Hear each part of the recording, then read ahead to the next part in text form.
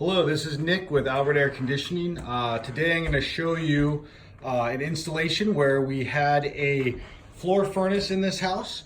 It was right there, and the people wanted to add central heat and AC, so we took that out and we did a Carrier Infinity system. This is the thermostat right here. To do the central heat and air conditioning, we had to cut in vents into the ceiling and put grills in every room. This is the living room, where we put a few grills in here.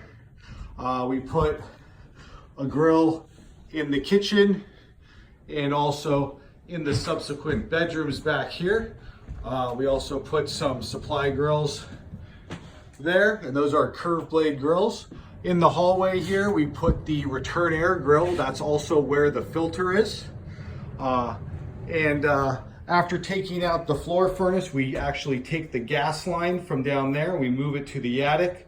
We also need to run electrical up to the attic where we place the furnace, and I'll go show you that next.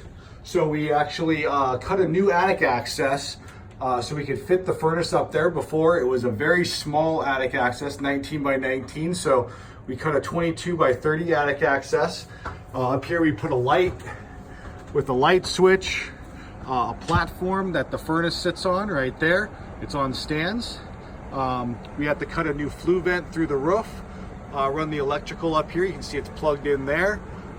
We add the AC coil right there with a drain pan, drain lines, and a secondary shutoff switch.